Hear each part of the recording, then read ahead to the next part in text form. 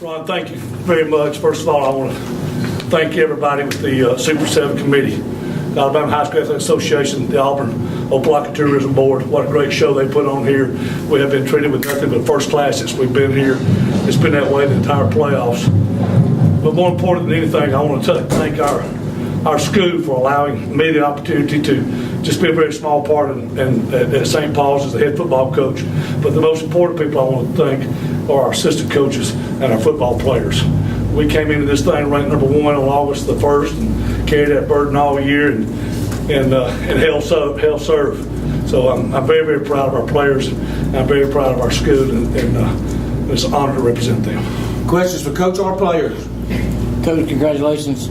You seemed like you came out a little slow in the first half. They had a couple of drives on you, and then did you feel like there were some nerves going on there, or what did you think? We were big-eyed. I mean, I can sugarcoat it what I want to. You can prepare them for it and tell them it's just another game. It's 120 yards or 53 yards, but it ain't just another game. I tried to convince them it was, but we got a little big-eyed, and then the thing I was most proud of is Austin breaks a 98-yard kickoff, not kickoff, 98-yard run from scrimmage, and we get it called back, and then we held serve again. So, yeah, we were big-eyed. I can't sugarcoat it either way. How important was that, the goal line stand early on, just to kind of keep that momentum? Just as always is, it's anytime you can hold somebody out, especially when you're scrambling a little bit on defense, and we were scrambling. I think the kids would tell you we were scrambling and just trying to get in a base front and a base coverage to where we could hold on a little bit, but give our kids credit. We played good defense all year, we really have, and the biggest thing is I trust them. I trust that they're going to do what we ask them to do, and they do in that situation. So was it just a matter of settling down, or what? Did you have to say something to them, or did it just? Well, once you scream, what have you done? You become a screamer. We don't really believe in screaming a lot. We try to get their attention a little bit, and I think we did. And they had a couple of big plays on, give Pleasant Grove a lot of credit, but it was just a matter of just saying, calm down. We've been here before in a tough game, not necessarily the state championship game, but just do what we do. And after we did that, we were fine. Questions from the players? Also, talk about, you didn't seem like you were nervous. You go the length of the field, and then you turn around, there's a flag on the play. Talk about that and how you recovered from that. Well, when I first went out there, I was like, Coach, really? You going to run a toss play in the end zone? And, he was like, hey, just trust him. I was like, hey, that's what I've been doing. So, the line, they opened the whole side, and I just busted through it. So, give credit to the line. They made that happen. And, touchdown. Were you nervous when you went out there? More nervous than a normal game, or? No, not at all. I believe in my team.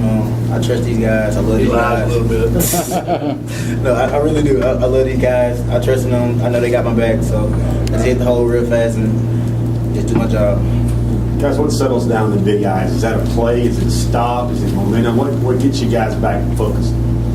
With our strong defense making a good goal line stand like that, it takes some pressure off of our offense, especially going to the game. Yeah, they backed us up in the bad field position, but it's a lot better than being down by 7. Well, I think we just always come out with confidence. That's the main thing. We come out with confidence and just believe that we're gonna score every drive, and that's what we've been preaching every year and every the whole season. Is just come out and driving the ball and just making them like it, basically.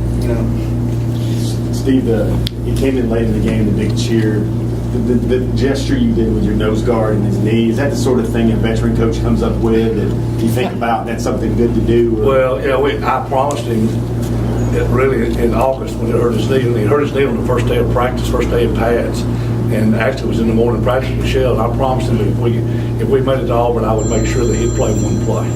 And it's something that I felt like the kid deserved. He was a starter for us last year. The nose guard was a prospect, and all of a sudden he's got to sit back and watch us do this for 15 weeks. And it wasn't a gesture, was something the kid deserved.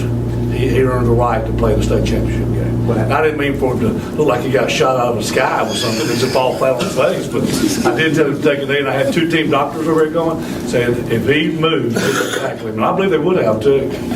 You didn't coach you to do that. Huh? Did you go over that during Thursday or what? Yeah, we did. We practiced it, didn't we, Joe? Yeah, we practiced it on Tuesdays so that we get ahead and we get opportunity. And I'm not going to tell you what we called him because I get in trouble for it. Y'all hush. But we called him in, put him in the game, and I said, here's your job. When the ball snapped, take a knee. I don't know where he came up with a dive. But we talked about that. We wasn't being boisterous about it. We just wanted to make sure he knew what was going to happen. They ran a toss sweep his way. What was going to happen? He better run out of bounds. He better run out of bounds. Jalen, what's this one mean for you guys? I mean, you've been close to kind of finish it off right now. It means a lot that I've been playing with these guys since 6th grade, and that's the only thing we talk about the state championship. Wait till my senior year and go 15-0. It's just the best feeling in the world. I just wanted it for the guys next to me, my team. We worked hard ever since June 22nd, and from there on we had clear eyes that we wanted to be an Auburn, and we want to win. Steve, when you broke down Pleasant Grove, what concerns you about what they brought to the The table? size. They're huge up front, and then obviously both the twins were good players, but the biggest thing was the size factor. We, like I said, losing Scott, it hurts a little bit on the defensive line. We ended up having a 10th grader in there, and we were a little bit worried about a matchup on the outside, and they found our 10th grade corner. We give our 10th grade corner a lot of credit, Tamar Smith. He caused a fumble right there towards the half, and he picked one off and had a long run. That's what a football player does. But I was really concerned about their size. You talked about the fumble. I thought that was a big play. Y'all were up 14-6, and then they come back and turn over and you score right before half. Ben, I really think that obviously a lot of his runs and Miller's runs and throws and Jalen's catch was big. But you're exactly right. That changed the entire complexity of the game. Instead of going up one score, we go up 2 scores. So it was definitely huge and scoring with 12 seconds. I didn't mean to kick that short. We were trying to kick it deep, and lo and behold, he's a kicker, and he kicked it right to a guy. We had to play prevent defense. We didn't want that at all, but it worked out.